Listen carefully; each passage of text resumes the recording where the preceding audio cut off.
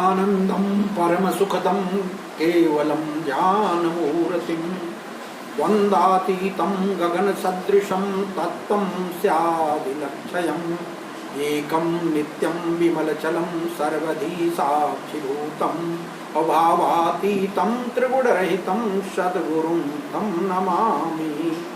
नमस्कार साथियों, आध्यात्म सीरीज को आगे बढ़ाने के लिए कुछ फुर्सत के क्षण में हमने स्वामी जी से आध्यात्म पर चर्चा की।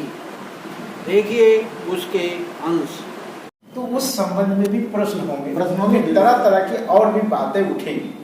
क्या इस तरह से बुझते जाएंगे और आप धीरे धीरे एक साधारण मनुष्य जो प्राइमरी पाठशाला में पहुंचा हुआ है अभी, और जहां उसने प्रारंभिक शिक्षा प्राप्त करना शुरू किया, जहां वो केवल एक प्राणी है, उस प्राणी से हमें उसे प्रकृति के अनुसार मनुष्य बनाना है, और मनुष्य से उसे विकृति अवस्था में जिसमें वो मनुष्य से अमनुष्यता है, अमानवीय व्यवहार करता है, उस अमानवीय व्यवहार से क्या पीड़ा होती समाज को, क्या दुख उसको प्राप्त होते हैं, इसके विषय में इस विज्ञान को उसे बताया जाएगा। उसके बाद में संस्कृति क्यों आवश्यक है, क्योंकि संस्कृति ही मनुष्य में देवत्व स्थापित करती है, और उस देवत्व की स्थापना हुए बगैर मनुष्य का जीवन पूर्ण नहीं माना जा सकता। इसलिए मनुष्य को प्रकृति द्वारा तो जीवन प्राप्त हो ही गया है, अब उसे संस्कृति द्वारा जीवन प्राप्त करना है, इसके लिए अध्यात्म है, बाकी और कोई बातें नहीं है।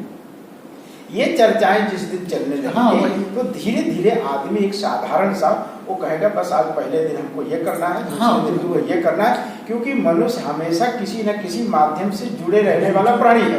वो प्रारंभ में गुड्डी गुड़ियों खिलौने से जुड़ा रहता है, उसके बाद में वो जीवन के इच्छाओं से जुड़ा रहता है, फिर वो अपने संसार बनाता है, उससे जुड़ा रहता है, उससे निकल पाना उसको मुश्किल है, इसलिए उसे माध्यम के तौर पर मंत्र दिए जाते या कोई और उपाय बताए जाते, उसको वह माध्यम मान लेता है और उसी के सहारे चलने लगता है। उसे एक सहारा चाहिए, लेकिन जब वास्तव में वो अपने आप को पूर्ण हो जाएगा तो वो सहारे को छोड़ करके वो आगे निकल जाएगा। जैसे कोई आदमी नदी पार कर रहा होता है और नदी पार करने की स्थिति में वो नाव का सहारा लेता है, लेकिन नदी पार होने के बाद वो नाव को शहर में लेकर नहीं माथे पर आता है।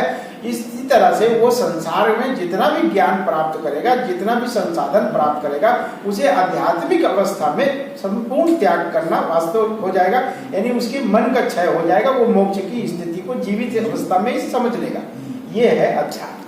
अध्यात्म मरने के बाद कुछ नहीं है, जीवित ही उसे सब कुछ मिलना है, और जो उसे जीवित में मिलेगा वही उसका वास्तविक अध्यात्म है, वही उसकी वास्तविकता है।